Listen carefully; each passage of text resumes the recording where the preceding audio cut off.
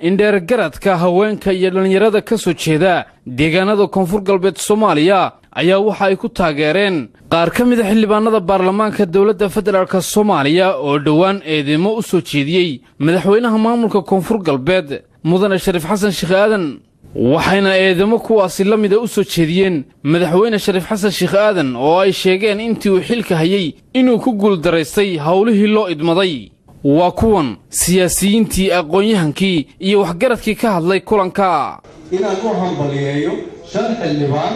oo Idris Abditaqtar Geesay Xaniifa xildhibaan Aamina iyo xildhibaan Jawaahir inaan u hambaliyeeyo ayagoo ah weli xildhibaanadii cusbaa inaan ugu hambaliyeeyo inay dadka ay matalayaan intay garteen meel intay soo istaageen dhaheen dadkeena dhibkani uma qalmaane ninkani ha dhaafo qodobada u jabiyey horta waxaan rabaa inaan idiin sheego qodobka 39 qodobka 41 qodobka 44 qodobka 45 qodobka 50 qodobka 51 iyo qodobka 58 waa inta hadda inta fadhiya xasuustay laakiin ka badan yihiin dastuurkaas kala bar waa dumiyay kala bar wuu jiray waxaan rabaa qofka in caatifada aan lagula dagaalamo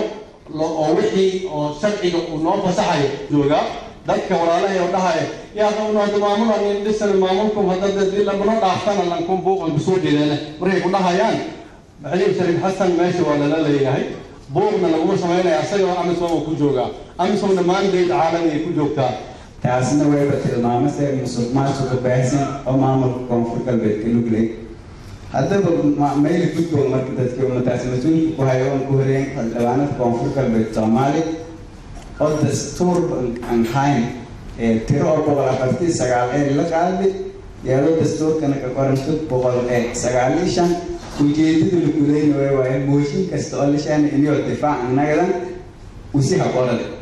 marka daraysi taageerada dhiiganayaa degan milifle anto oo koonfur galbeed kalamaan dalada ku taladaas iimansho ku taladaas laynadu malle laakiin Shariif Xasan Ugu Baaqay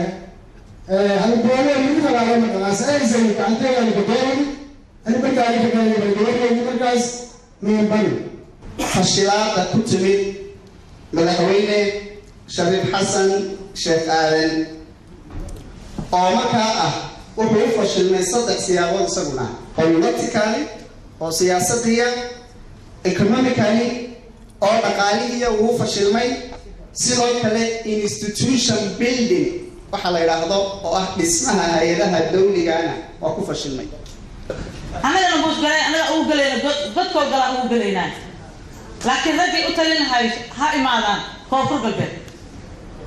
teeda kale waxaan u malaynayaa in la iska dhaafay shabeellaha hoose inay ka tirsan tahay